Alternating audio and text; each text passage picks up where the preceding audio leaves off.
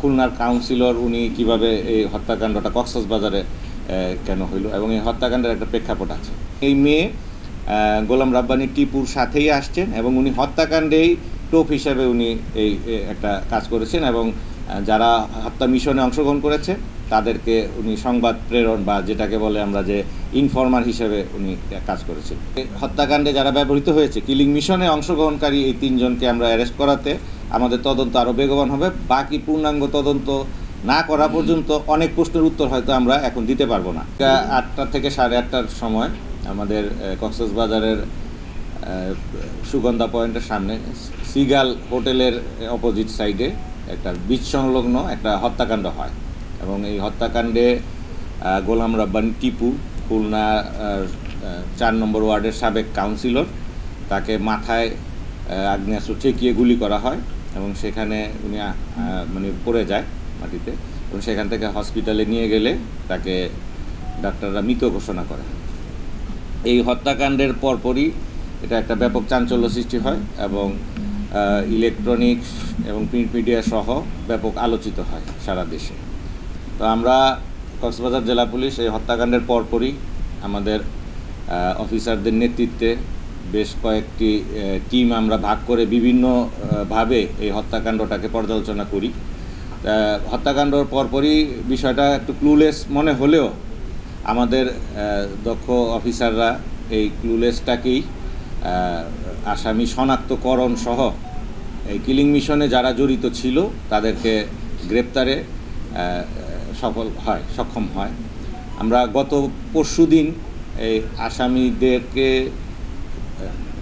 সিলেট বিভাগের মৌলভীবাজার জেলার জুরি থানা থেকে আমাদের অতিরিক্ত পুলিশ সুপার সদর সার্কেল সে ফিজিক্যালি তার নেতৃত্বে আমাদের সদর মডেল থানার যে টিমটা গিয়েছিল তারা আসামিদের গ্রেপ্তার করতে সক্ষম হয় এবং গতকালকে আসামিদেরকে আমরা কক্সবাজারে এই টিমই নিয়ে আসে এবং আসামিদের শনাক্ত মতেই আসামিদের দেওয়া তথ্য মোতাবেক এবং শনাক্ত মতে আমরা হোটেল কক্স কুইন রিসোর্টের 208 নম্বর রুমের ফলস ছাদভাবে যে বাথরুমের যে ফলস ছাদ সেইখান থেকে আগ্নেয়াস্ত্র এই হত্যাকাণ্ডে ব্যবহৃত আগ্নেয়াস্ত্রটিও আমরা উদ্ধার করি এবং আগ্নেয়াস্ত্রের ইউএস মেড পিস্তল এবং আগ্নেয়াস্ত্রের থেকে আমরা ম্যাগজিন থেকে আমরা 4 রাউন্ড গুলিও উদ্ধার হয় এবং এই গুলির খোসার সাথেও আমরা আপাত দৃষ্টিতে যে ব্যবহৃত এবং ঘটনাস্থল থেকে যে উদ্ধারকৃত যে গুলির খোসাটা সেটাও আমরা মিলিয়ে মোটামুটি আমরা নিশ্চিত হই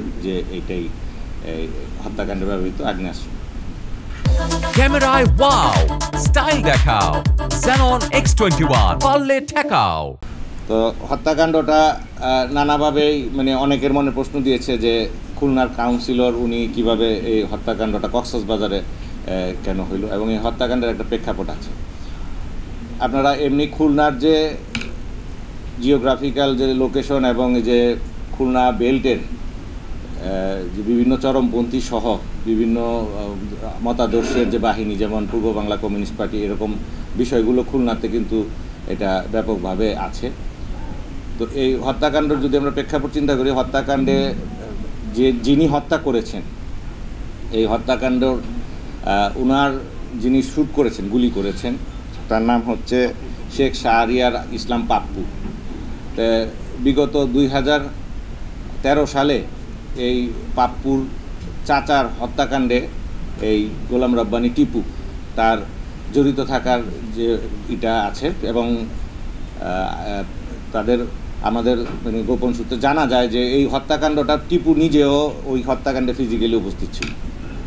সেইটার একটা বিষয় আছে, এখানে একটা শত্রুতা এবং ক্ষোভ তৈরি হয় এবং স্থানীয় আধিপত্য এবং প্রভাব বিস্তারের দ্বন্দ্বকে কেন্দ্র করে সার্বিক বিষয়টি মিলিয়েই এই হত্যাকাণ্ডর মোটিভ মানে হত্যাকাণ্ডটা সংগঠিত হয়েছে এবং এটা একটা পূর্ব পরিকল্পিত এবং খুবই সুকৌশলে পরিকল্পিতভাবে এই হত্যাকাণ্ডটা করা হয়েছে। আমরা এই 3 জন আসামিকেই এই হত্যাকাণ্ডের যে মামলাটা রুজু হয়েছে, ভিকটিমের বোনের হাজব্যান্ড এই মামলার বাদী, সেই সদর থানার 18 নম্বর মামলা জানুয়ারি মাসের 302/34 দণ্ডবিধিতে যে মামলাটা রুজু হয়েছে এই মামলায় আমরা ভিকটিমদের প্রডিউস করব। জি, আপনারা জানেন যে গতকালকে আমরা আসামিদেরকে আনতে রাত হয়েছে আমাদের এটা তো তদন্তের একটা বিষয়, এটা প্রাইমারি আমরা একটা প্রেস ব্রিফিং করছি এখন। এখানে আমরা হত্যাকাণ্ডের কারণটা বলেছি, আধিপত্য এবং প্রভাব বিস্তারের দ্বন্দ্ব এবং পূর্বশত্রুতা। যে ছেলেটা হত্যাকাণ্ড সংগঠিত করেছে, যিনি মানে গুলিটা করেছেন, তার চাচার হত্যাকাণ্ডেই আবার এই গোলাম রাব্বানী টিপু কিন্তু ওই মামলার আসামি। তো এখানে একটা প্রতিশোধ স্পৃহাও কাজ করেছে এবং ওই যে হুজি শহীদুল, যাকে শাহরিয়ারের যে চাচা, তিনিও পূর্ব বাংলা কমিউনিস্ট পার্টির নেতা ছিলেন। তো এই হত্যাকাণ্ডের দীর্ঘ পরিক্রমার মধ্যে এটা আসে এবং ওই ঘটনায় যে 4 জন আসামি যারা এই ওই হুজি শহীদের হত্যাকাণ্ডে জড়িত ছিল, তাদের একজন 2022 সালে এই একই মোডাস অপারেন্ডিতে তাকে হত্যা করা হয়েছিল। এটা একটা বিষয় আছে। আর এখনই যেহেতু আসামি আমরা মাত্র গ্রেপ্তার করেছি, আমাদের পরবর্তী তদন্তের যে কার্যক্রম আছে সেগুলো আমরা পরিচালনা করব এবং তদন্ত বিশদভাবে করার পরে আরও যদি কিছু পাওয়া যায় আমরা আপনাদের কাছে উপস্থাপন। ব্যালিস্টিক পরীক্ষা করাইনি, অস্ত্রটার গায়ে যে মডেলটা লেখা আমরা ঠিক হুবাহু ওইটাই বলেছি, ঠিক আছে। আর অস্ত্রর যোগানদাতা, অস্ত্রর সোর্স, এটা আমরা তদন্তে আসবে।